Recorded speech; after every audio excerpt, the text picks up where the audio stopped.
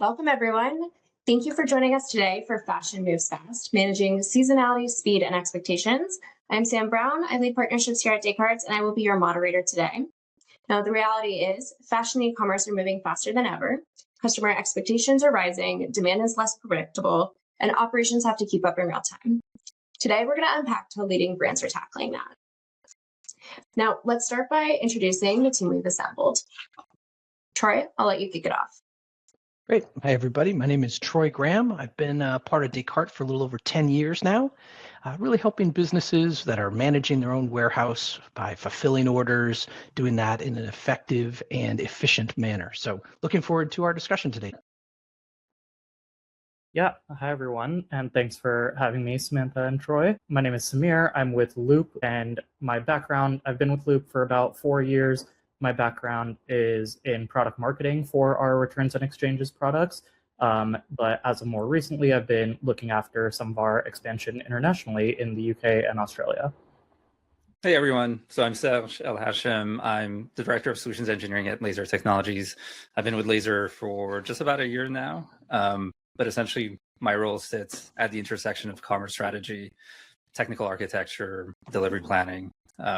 Essentially what that means is I spend a lot of time working with growing and enterprise brands that are trying to modernize their e-com operations. And yeah, glad to be here. Thank you, team. We'll now dive into a little bit about the organizations we're with and what we do, just to give you what perspective we're coming from.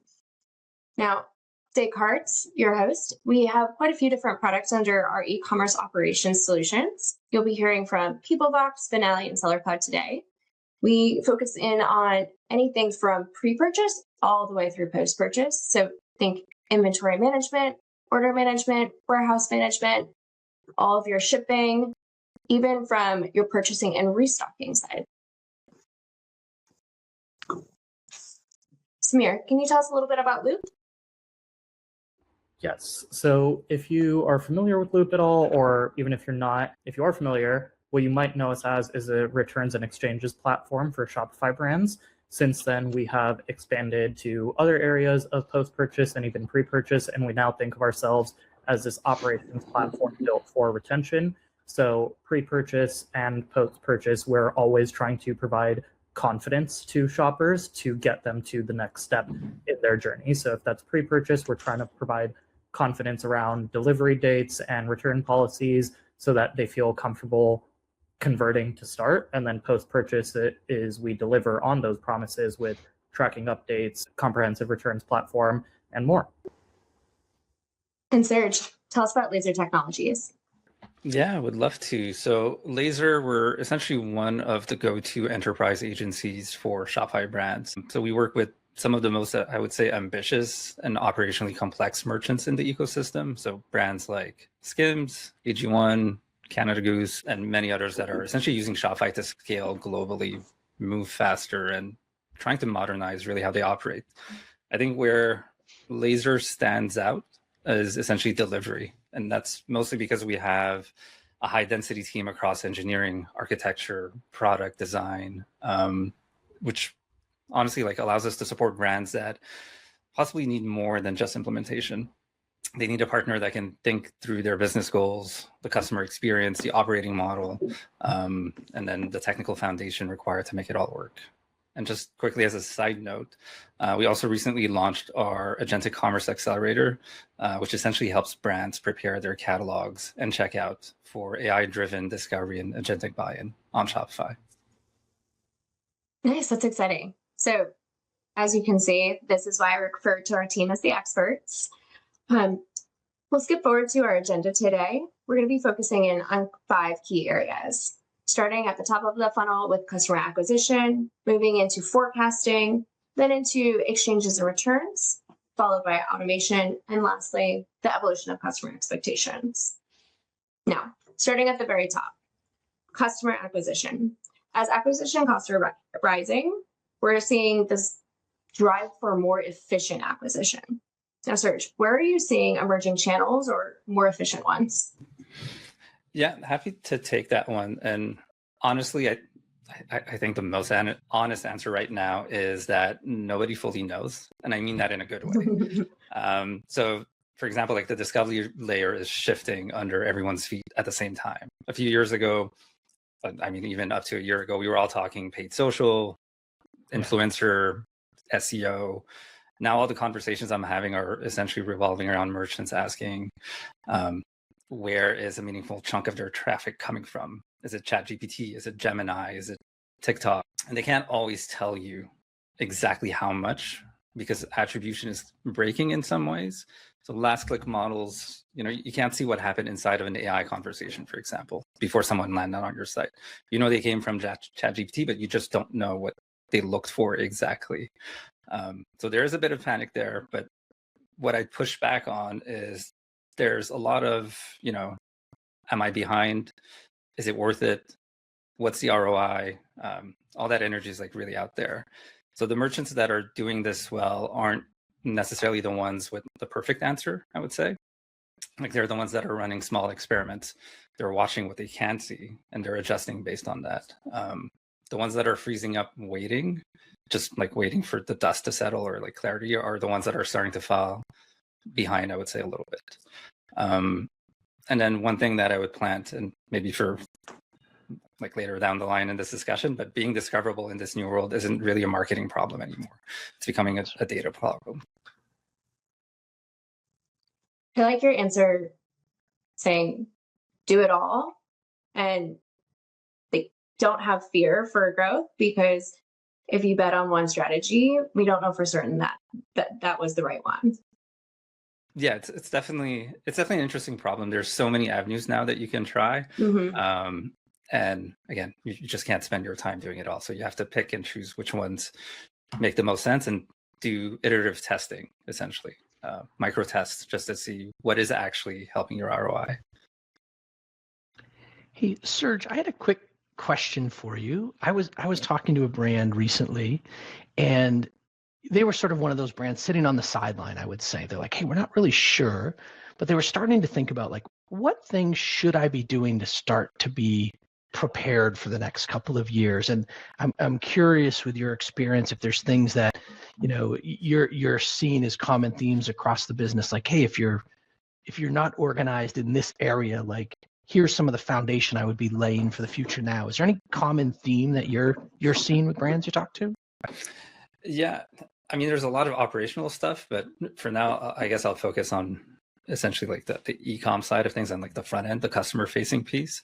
Is that you really want to focus on your data, like your product data, your company data. All of that is extremely important for these LLMs out there. So more and more people, and I'm sure you've seen it with friends and family, they are essentially not searching on Google as much anymore. They'll go to ChatGPT. I mean, I literally saw it the other day. I was like at a hardware store, and the guy next to me was on ChatGPT asking about a product he was looking at. So if that data is not available, and if you haven't built out your data specifically for those LLMs, then you're essentially missing out. People are not going to find you. They're not going to find the answers that they're looking for. That's super helpful. That's a great insight of where to start, right? Like look internally at data. So thanks for sharing that with me. I appreciate it. A pleasure. As a follow-up to that, is there specific places that data should live? Is it specifically within the product listing, or is there even additional channels? There's definitely a couple places where that could live. So the product listing itself is, I would say, number one right there, because that's still, I mean, SEO is not going anywhere right now. Like you still need that. So that information still needs to be picked up by your standard search engines. But at the same time, these LLMs are still crawling your website if you're not feeding that data directly to them. So if you have it front facing on your site, a crawler is going to get there and they're going to get that information. And then on the Shopify side of things, and even other e-com platforms, they've essentially started building this, I would say, like data pipeline between your catalog and these LLMs. So they have UCP, for example, which is the Universal Commerce Protocol, that allows you to share data directly with ChatGPT, for example, or Gemini. So data that is not surfaced on your website can still be essentially sent to them. And then you can have specific recommendations in there, or specific data around, I would say, like FAQ style data for questions that a consumer might be asking about your product, but you don't want to essentially pollute your product listing with 100 questions in there and answers. So that's like another way of sending information to those LLMs.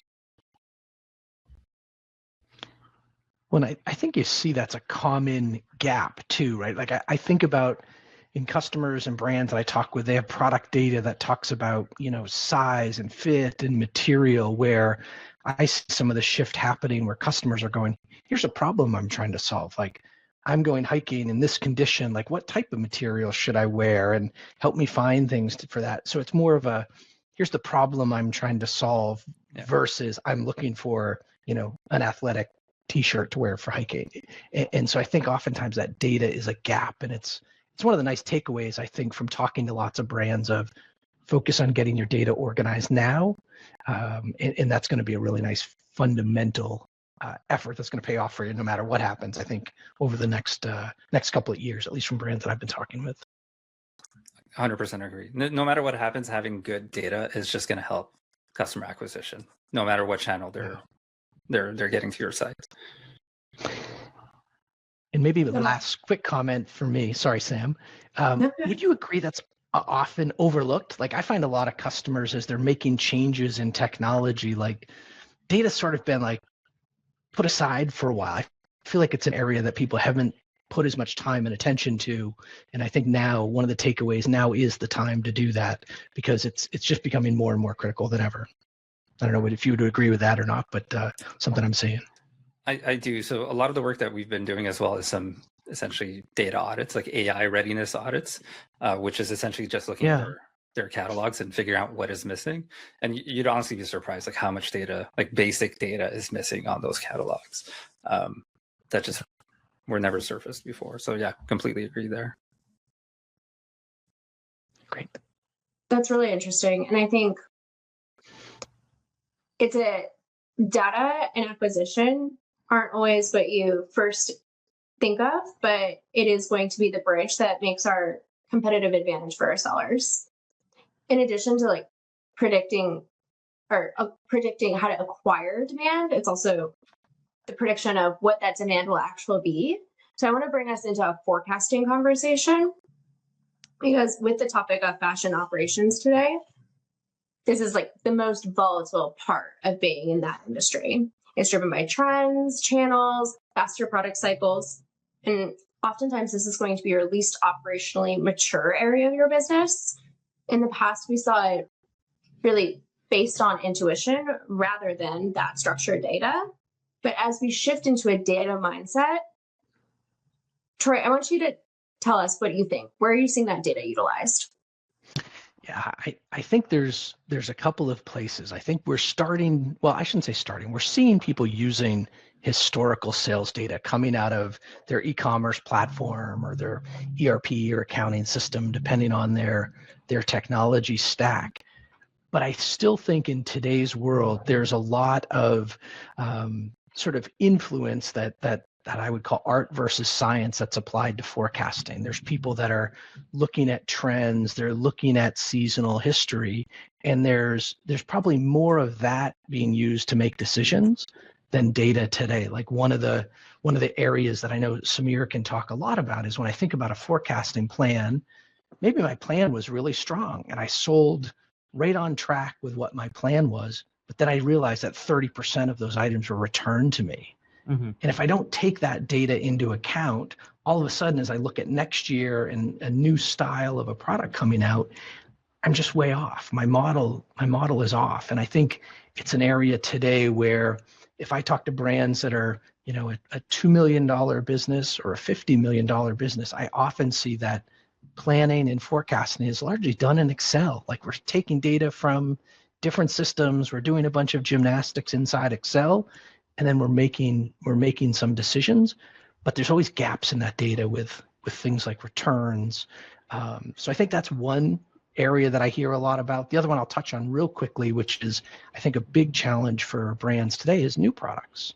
Like maybe historically I haven't been in a particular niche market. Maybe I'm an apparel brand and I'm launching shoes or something of that nature, but how do I start to do planning for new products. And I think that's one of the areas today where I think about using AI and in using more data to start help me make decisions, because it's more available to me than it's ever been, but I've got to have my head up looking for that information. And I guess my takeaway comment or summary comment would be like, jump out of your old Excel spreadsheet, make sure we're thinking about data that's all around us, from purchasing, from sales, from returns, in order to make smarter decisions than we've done in the past. I don't know, Samir, maybe if you wanted to jump in and comment on that one for me too. Definitely. I think you hit the nail on the head that returns are often an overlooked part of the forecasting process, or it's just something that brands don't have a great picture into. And so I think it's so important bringing it back to the data to make sure you're looking at your standard return rates across the board. What are return rates for each product category? What can you expect to come back? And then even looking into the condition of the items, what percent of items come back at like ready to go back on the shelf and sell again. And that should be factored into your forecasting as inventory that can and should be used, versus also returns that might not be able to make it back on the shelf. Maybe it was worn already and stained or something like that. And so that also needs to be factored into the forecasting. And I think it's always best to not see returns as a waste. That's still product that, again, depending on the condition, that you can and should use. So we at Loop use a lot of that data to provide brands with a return forecasting model so that they can see what sort of volume might be coming back to them from the reverse logistics side. And I think as brands connect their RMS or returns platform with warehouse management systems like Descartes Peoplebox, then that picture becomes even clearer, and the warehouse team has a better visibility into when those returns are coming to the warehouse, when are they showing up, what's maybe the assessed condition of them before actually inspecting in person. Yeah, it's interesting. I talked recently to a brand. They're a men's apparel brand, dress shirts and those sorts of things. And we were touring their warehouse, and they had these big bins on wheels in the corner of the warehouse. Yep. And we were asking, like, what are those? And they said, oh, it's our spring warehouse sale inventory. And the guy laughed, and I go, what do you mean? What is that? He's like, oh, it's a bunch of returns we didn't know what to do with. We didn't think we had time to inspect them. We throw them in these bins and we put them up for sale later. And if you look in the bins, it was sort of funny that, I don't know the real number, but it's like 60% of them looked like the same white men's dress shirt. It's like, well, wait a minute, if you've got hundreds of these that you were off on, like, we should be taking that into account, not thinking, hey, from a forecasting standpoint, those were sold, there's a great seller. It's like, well, no, maybe they weren't. So yeah, I think it's an interesting picture to look at. The big one to me, Sam, is let's take a step back, look at the complete picture as we're starting to make those decisions. And if you're making purchasing and forecasting decisions in Excel, there's better ways to get a more realistic view, or at least another perspective to take into account as you're making those very expensive capital investments. Sorry, Sam. I was going to say the one thing that I would add here is, and I think you're both kind of alluding to this, is I wonder if the bigger shift is not just better forecasting, but faster reforecasting. So tools like Loop and Descartes, like, I feel like that essentially helps a lot with that. So, like, I mean, we all know, like, in fashion, trends can move really quickly. So the question is sometimes less about like predicting perfectly and more, can we adjust really quickly based on what's happening? I don't know if that's absolutely with replenishment. Well, definitely. Like, if I have vendors where I can do fast replenishment, right? Like in season, maybe I can reorder and get something in 30 days. Am I able to take that into account quickly versus placing this order and then realizing, oh my gosh, I've got more stock than I ever thought. So I think it's a great point, Serge. I appreciate it's not just a reaction to the forecast, but the forecast then alluding to the next reaction, whether it's replenishment or even a full sales strategy change and a new season. Well, I'm going to pause us there because we dug into returns a bit, and it's a really important topic, so much so that we have an entire time block designated to discuss it a little bit more. And returns doesn't just encompass a merchant or a customer returning an object to a merchant, but also exchanges and revenue recovery. They're not just a cost center, but it's a critical lever for your customer retention. So Samir, when we think about peak returns this season, what season are we talking about? And then how should our brands be preparing for that season? Yeah, definitely. So we think of peak returns as what comes right after peak shopping. So if you think of the holidays as typically your peak sales moment of the year, what follows about 30 days after that, depending on your return policy, would be peak return season. And it's definitely something to make sure you're planning for while you're also planning for peak sales, because you don't want the warehouse to be caught off guard. Going back to forecasting as well, you want to make sure you're factoring your return rates and are there any items that have higher return rates than others, and considering those in terms of what's coming back and what sales might be undone. And I think that's the other piece you're alluding to, Sam, is that returns have the potential to like wipe away all of the great sales that you made, and we don't want it to be that. Returns are a critical part of the customer journey, and if you think about how shoppers shop today, a lot of people are taking part in what's called as bracketing, where they're buying multiple sizes of an item because they don't know how it's going to fit, and they're expecting to return. If I'm buying a small and a medium and a large and a shirt, two of those are coming back, and you know that from the time of purchase. And so how can we try and recover that money? Or just, if returns are in such a core ingrained part of the shopping journey today, how can we get customers to convert and then also stay a loyal shopper after the return? So before the purchase, a shopper is already asking themselves, like, what if this item doesn't work out? That's why they're buying multiple sizes, in case, the one that they think might be best might not work. So making sure that you're communicating a return policy, communicating, are there any fees involved with it, with a return, and having that upfront allows them to feel more confident with their purchase altogether. And then at the time of the return, it's how can we retain this person? Let's move away from the bracketing example for a bit and say, I just bought one shirt with a new brand, I'm a new customer, trying it out for the first time, and it didn't really fit how I wanted it to. At that point, it's a critical point in that customer's journey of, am I just going to send this back and never shop with this brand again? Or am I going to be surprised and delighted during this step of the customer journey so much that it makes me want to come back and try it again? So what we really optimize for at Loop is pushing people to that second path and not the first of just returning and falling off. And so we really optimize for, hey, you maybe didn't like this item. It doesn't mean you don't like the brand as a whole. You were obviously interested in the brand. That's what made you purchase in the first place. So let's try and find you something else you like. We'll allow brands to incentivize that behavior with things like a bonus credit to shop more again. And we also use data and AI, bring it back to the data part of the picture, to understand why they're returning and what their shopping behavior might be, both for that consumer as well as other consumers with this brand. And so if a consumer is saying, I'm returning this because of fit and because it was too small, we'll automatically recommend the next size up of that item.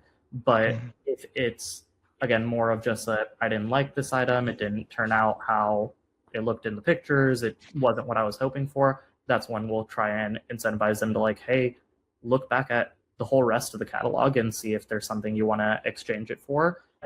We really strive to make that experience feel like shopping again. I think so historically returns are seen as this painful journey, and it really shouldn't be, because again, it is now a core part in how shoppers go about their online shopping today.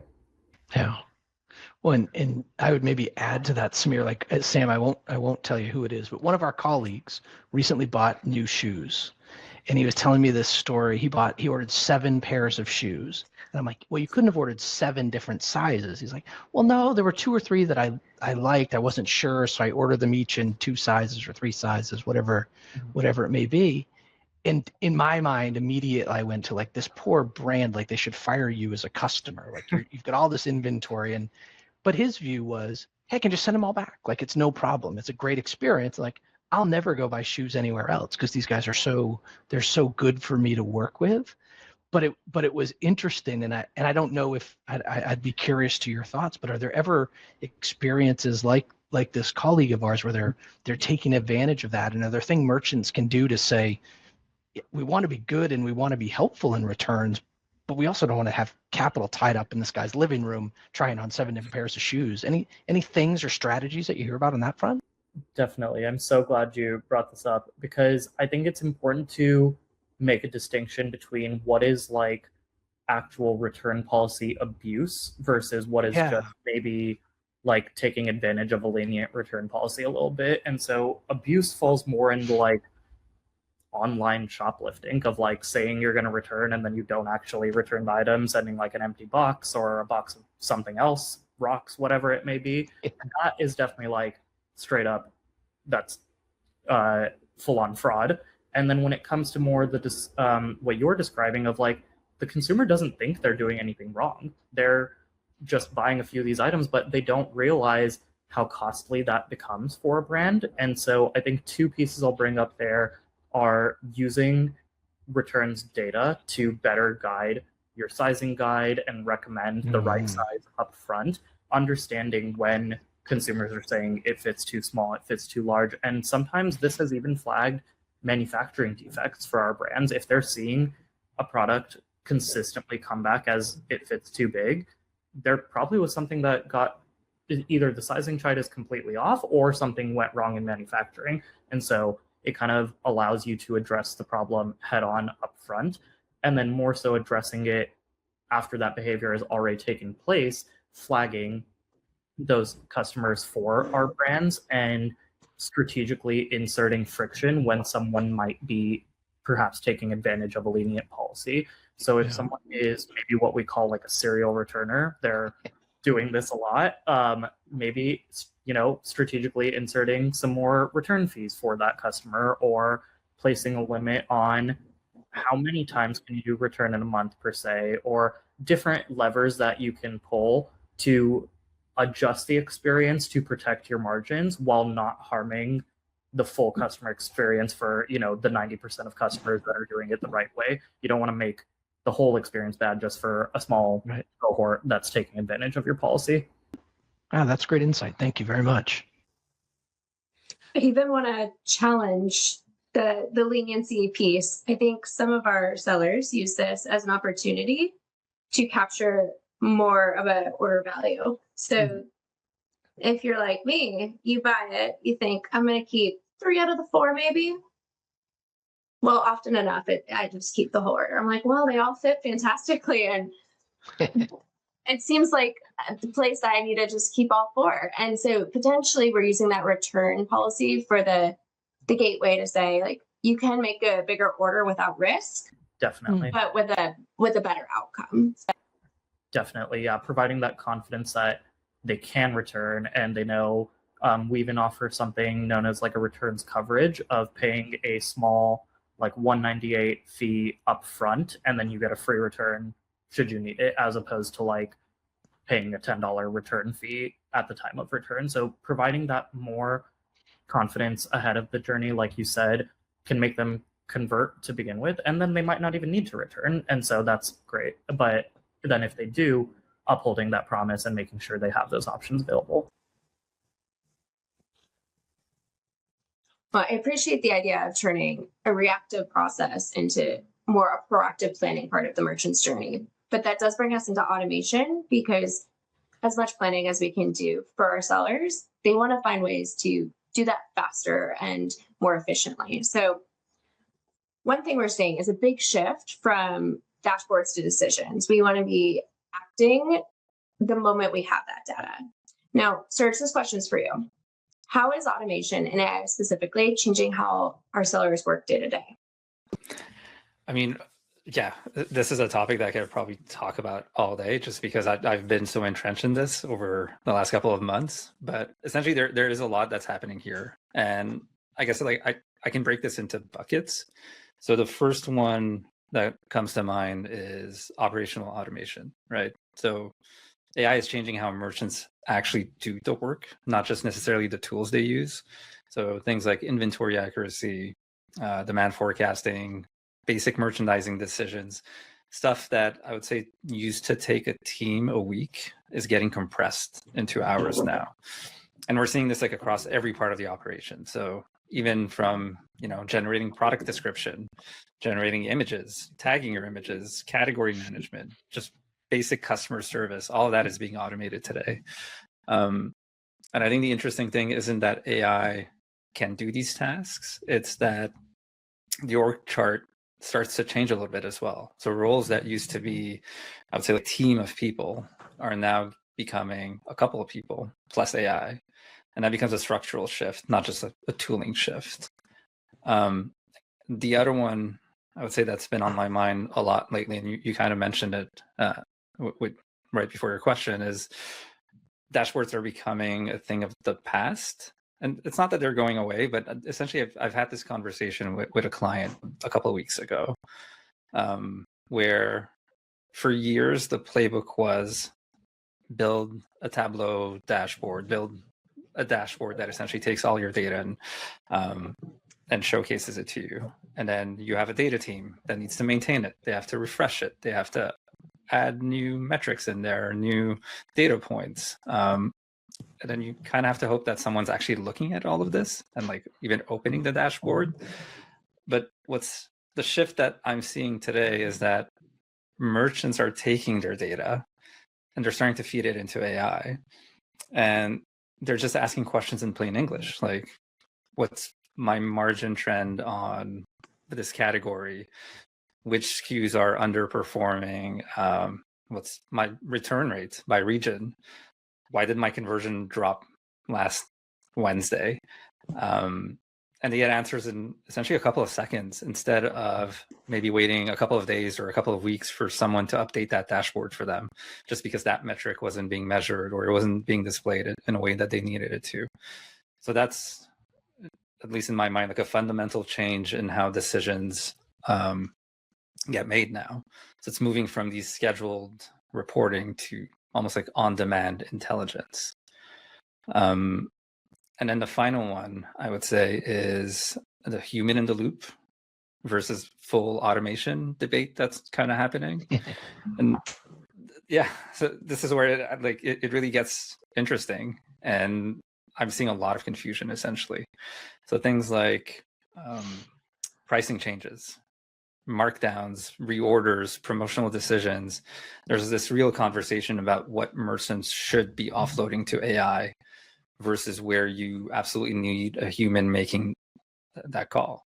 And I think we've all seen examples where it kind of goes sideways a little bit. So a mispriced SKU that goes live for a couple of hours before someone even catches it. A catalog error that gets indexed in Google before anyone notices again. Maybe an automated email campaign that's just sent to the wrong segment. And I've seen, and I'm not going to name who here, but I've seen a merchant who automated their own reorder system, and then a data feed glitch just caused them to overbuy a category. Yeah. So there's a real, I would say, justified fear about where this line is. And I would say my take on this is you should automate the repeatable. You should keep humans on the judgment calls. So rule-based decision like restock this when inventory hits X percentage, you can automate that. But obviously put some guardrails around it. But then a strategic call that affects brand perception or your margin or just customer experience in a meaningful way, you have to keep a human in that loop. And I think the mistake that I see is merchants are either automating nothing because they're scared, or maybe they don't even know where to start, or they're automating everything because they're just so excited about AI. To me, the right answer is almost always like in the middle.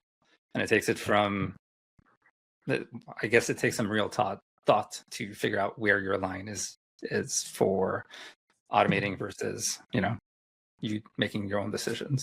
I was thinking, Serge, curious what you think. Like I was talking to a brand recently, and And they were sort of on that fence of like, hey, I'm not sure, what should I try to automate? And they just weren't really sure where to get started. And one of the operational people said, hey, this thing we've been thinking about for a couple of years is we've got a facility, it's on the East Coast. Like, should we have a 3PL on the West Coast? Should we have our own warehouse? And it was interesting because, at least interesting to me, because I hear a lot of people talking about, tasks and things that I do every day. But in this example, what they said is like, we've sort of had this nagging concern in the back of our mind for a couple of years. Like, let's just try, right? Like, let's go use some data. Let's use some intelligence to say, maybe it can help us make that decision. And I thought that was another area that was interesting to, sort of dip your toe in the waters a little bit of think of some big problem that you've been kind of putting off. It's in a parking lot in your business. And in this case, maybe the evaluation of a West Coast facility. And what they found was some really compelling data where now they're looking at it saying, hey, I think this is something we should do. And in a matter of minutes, as opposed to it being very theoretical, they're like, here's some data that tells us where our customers are. Like, maybe this is a real thing we should do. So I guess my point in that is like, don't be afraid to look outside of your normal day-to-day operation either, but maybe think big about something you've been putting off for a while as well as another opportunity. Yeah, and that's essentially where I would add the guardrails, because if you have that data, 100% use AI to essentially figure that out. If you don't necessarily have that data and you're just asking AI, should I do this? Yeah. AI is just going to say, yeah, go for it. And then that might be a disaster. Or the opposite, it would say, no, it's a terrible idea. And then you're just missing out. Yeah. Can you elaborate more what you mean by guardrails? I think often people say, yeah, this is like a great idea, but how? Like, what are these points in the automation that I need to check in? And beyond that point, is there a specific metric that I need to use to course correct?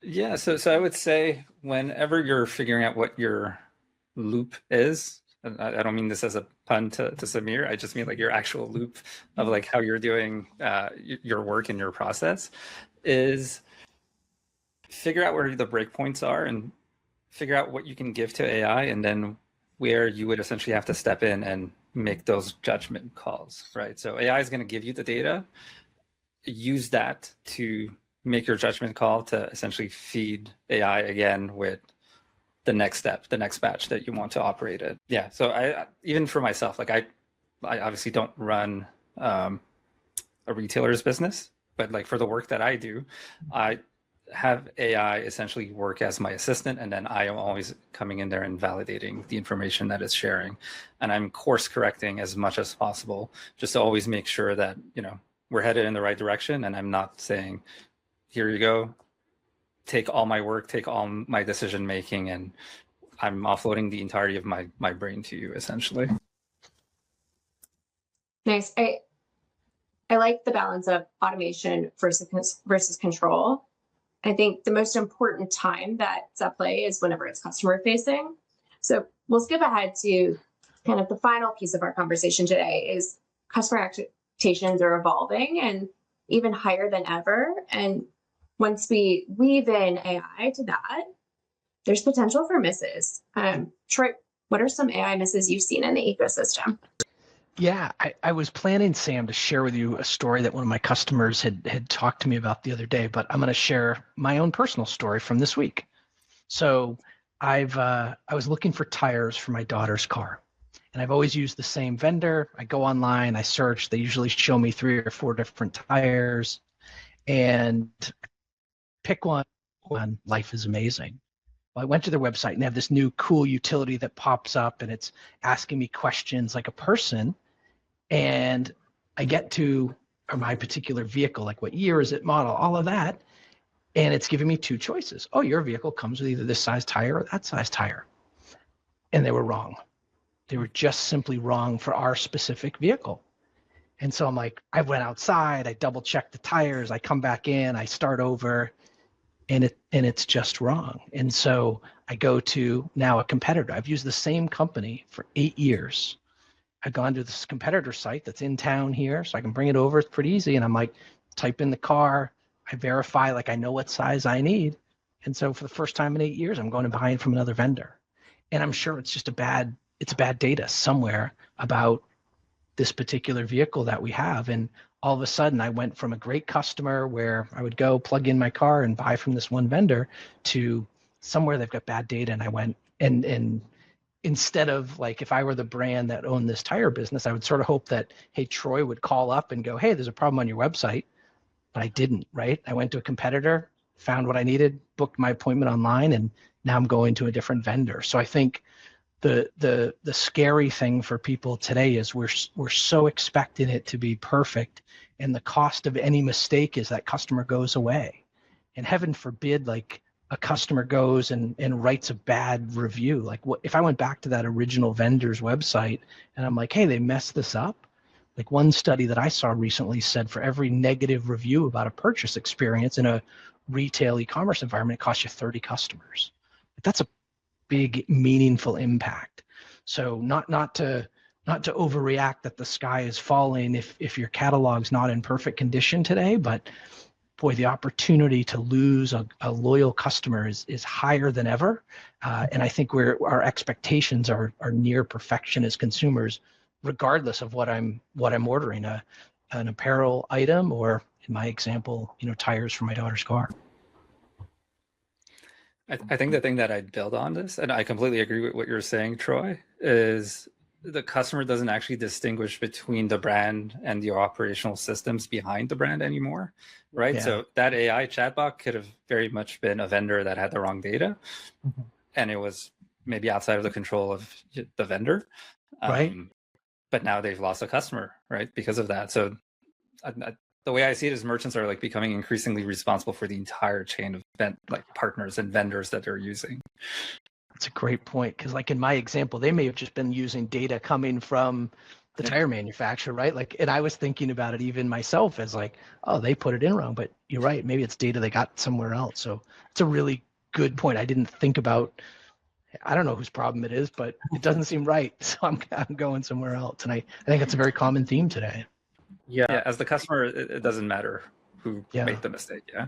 Right. I think we at Loop are really leaning into this, exactly what you said, Serge, of like, it's almost these operational moments that cause customer churn these days, because there's so many great vendors out there, there's so many great brands, and the competition is so high that one bad experience, whether it's related to the product or not, can cause a customer to go somewhere else. And so things like, did the product not arrive when it said it would, or did it get lost in shipping, or did it arrive damaged?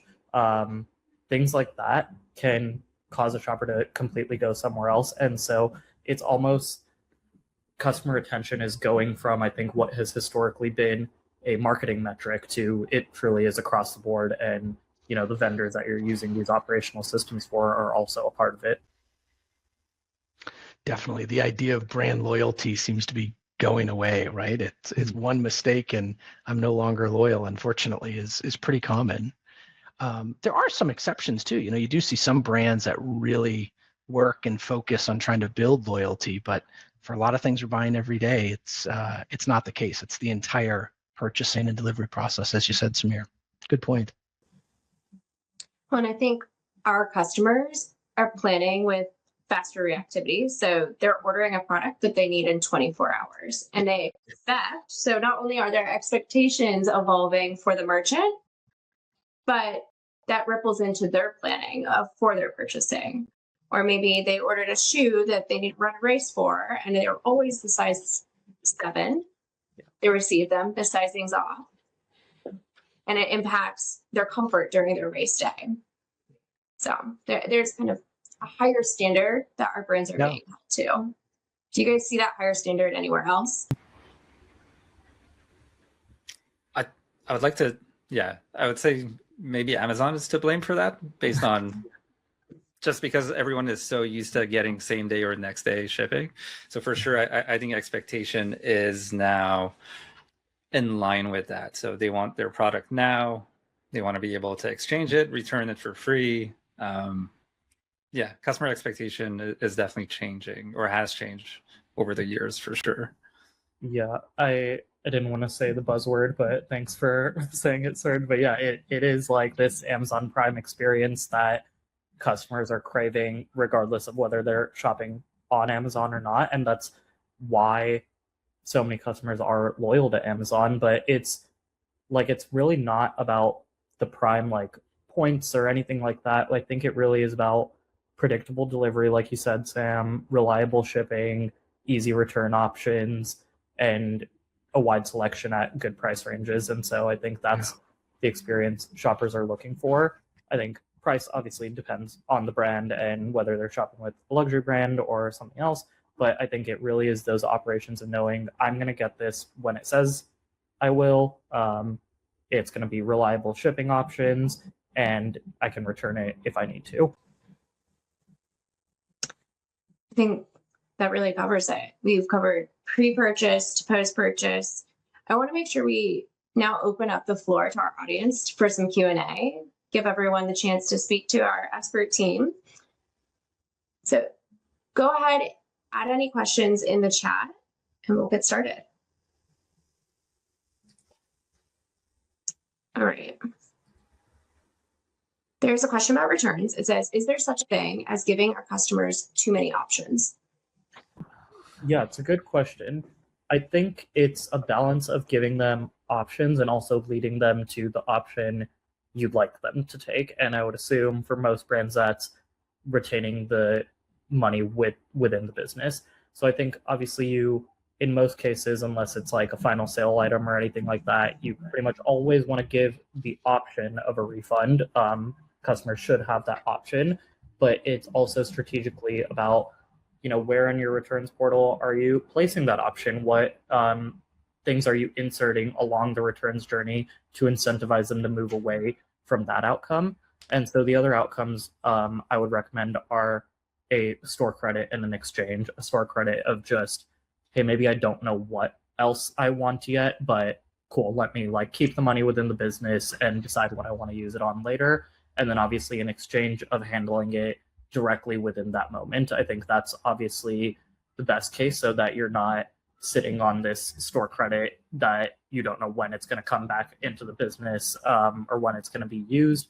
But I think giving at least 3 options, we see that brands providing more of those options have higher repurchase rates then from those customers that are going through the return process, rather than just having one option of a refund. I don't think it gets to a point where it's too many options right now, but I think it is something to consider. Obviously, you don't want to give the consumer decision fatigue. And so I think that really comes into play of how the returns journey flows and what you're introducing at what time.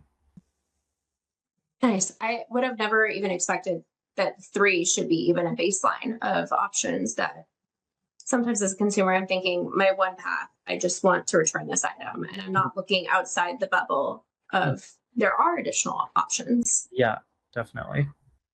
Well, I think, Sam, that is one of the risks too when we think about automation, like Serge was talking about earlier. We've got to remember we're dealing with people, right? What's a perfect plan for you may not be the perfect plan for me.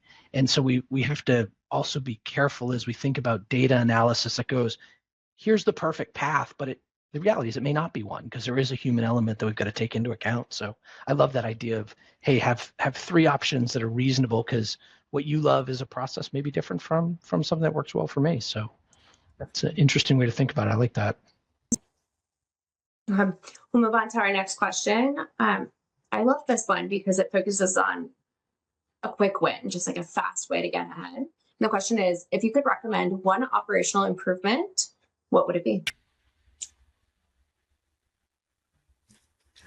That's such an open... Yeah. Let's each take a turn. I think everyone's like, what's important to me? Yeah. I guess I could kick that off. I'm just going to take it back to product data. Do an audit, look at your data, see what you're missing, see what your customers are searching for, and fill the gaps. And again, because this is your product data, you should be able to do that, and that should be a low-hanging fruit. Yeah, I'll stay on the data train, and I would say look into your returns data and understand what all is happening there. Are there first of all, make sure you understand what your return rate is. Again, are there different return rates for different products and categories? Identify what those highest return products are. Understand how your return policy plays into that. And yeah, I would say just make sure you're understanding the full picture. So then that way you know what the right problems to tackle and optimize further are as it relates to your returns and reverse logistics. Good point. I think the way I would think about that question, Sam, would be I would go talk to your customer service team, and I would look at like what's the number one thing they hear about over and over again. Like maybe it is a return related item, maybe it's something that's out of stock, maybe it's my ability to get something to a customer on time, whatever it is. But I would go talk to customer service and make sure that we're thinking about it from the voice of the customer, because ultimately I work hard to get that customer to buy from us. I want them coming back. And so I think customer service is a great place to start, see what they keep hearing about, and see if there's a way to attack whatever problem's at the top of the list for them. Troy, what are those problems you're frequently hearing from our merchants, like top two? Yeah, I think just getting the wrong item is probably number one. And then I guess availability, like, and I would put myself into this category. Like if I buy something online and then I get a phone call or worse, an email that says, hey, sorry, we didn't actually have that in stock. Like it just really bothers me. Like I'm assuming like you're representing what you have. So I think timing and representing what you have accurately. So if I place that order, I make my commitment to you, you hold up your end of the bargain and get me that item. I can resonate. That's an infuriating one where you think this is just one hygiene area of the business they should have under control is accuracy on top of speed. Okay. We'll move on to our next question. Is there a safe way to do AI repricing? Very targeted question. AI repricing? Is that is that the question? Ooh. I mean, from my perspective, the safe way to do this is, again, to do it in stages, so that this is where the human in the loop comes in, is that you need to test this very, very well, so that you don't end up, selling a product under margin just because AI thought we need to get rid of this product. Let's discount the hell out of it. Yeah, so essentially run a lot of tests, run a lot of simulations, have someone examine what it's actually doing, and then keep training and retraining your AI to make sure that it is, again, you have like very specific guardrails in place for it. Okay, I like that answer. And I even love the approach when we see merchants only test on part of their catalog. When you do that ABC analysis of all your SKUs and say, like, my best sellers, where can we not afford to mess up? The pricing's a scary one, though. Yeah. It is a scary one. We all hear those stories of, hey, this airline ticket from the US to Europe was on sale for a penny, right? Like you hear those things of repricing. It's like, boy, that's a costly one. So I think making sure you've got some oversight, as Serge said, but also don't forget it's not a one-time thing. It's easy once you get comfortable to sort of let that engine run. And we've got to be careful to make sure it's not I do this once, I do this test once, but it's something I've got to stay on top of over time, because decisions could change, and they could be damaging if we're not paying attention to it. That touches on one of our last questions here about things are moving quickly and there's an evolution. And this question is, what is one customer expectation that has changed the most in the last 12 months?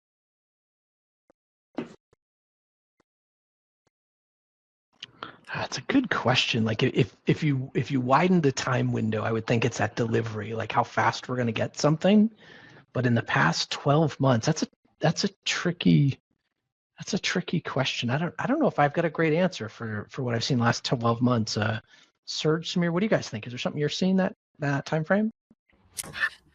Yeah, I was also thinking about that delivery promise of wanting to know when this item is going to arrive. I do think it's maybe, has been going on for more than 12 months. But I think it's becoming more widely adopted and more expected from shoppers, because so many times we've talked about multiple examples on this call of I'm buying something specifically for an event that is in 2 days or next week or whatever it may be. And so I think that has become a core part of the shopping journey now, of needing to understand when it's arriving. Yeah. I'll add to that. And I think, Serge, this is probably what you could speak to, is discoverability. I've seen this evolution of people want to search for an exact problem and want immediately a solution. They don't want to look through the catalog. They don't want to look against multiple channels. They just want an answer. And that was pretty much where we started the conversation. Yeah, and I guess I have a perfect example for that. Just looking at myself as essentially, I was trying to buy a wine fridge a couple of months ago, where I needed very specific dimensions because we essentially in our kitchen have this cupboard that is empty. When we moved in here, the previous tenant essentially took the wine fridge with them, and now I have like this gaping hole that I needed to fill with very, very specific dimensions. Pre-AI, pre-discoverability with AI, that would have been a little bit of a brutal experience to shop for these dimensions, right? You would have run a Google search, open 12, 20 tabs, comparing spec sheets. Dimensions aren't always the same, right? Sometimes they're in inches, sometimes they're maybe in centimeters, sometimes they're not even available. So it's very difficult to make the exact comparison. So literally what I did is I went to AI and I just said, I need a wine fridge. I need these exact dimensions. And then it gave me a short list of a couple of them. And I ended up buying one, and essentially it was a perfect fit. So I think what's happening here as well is, or what it kind of means for merchants, is a little bit wild. There could have literally been a retailer down the street from my house that had the perfect product for me, but their data wasn't structured in a way that AI could parse it. So they just potentially never existed in my search result. And they didn't lose the sale because of price or their brand or just shipping, essentially. They lost it because their data wasn't machine readable, and they'll never even know that they lost that sale, just because they essentially never showed up. They were never even been considered in the first place. So to me, like, for merchants, that I feel that would be the scariest part, is essentially like this invisible churn that's happening. I like that term, invisible churn. I want to invite the audience to continue the conversation, to reach out to our speakers with any questions you may have, or even recommendations for being pointed in the right direction for resources. We're here to support you and your merchant growth. I really appreciate our team speaking today. You all had wonderful insights, and I'll leave it at that. Bye, everyone.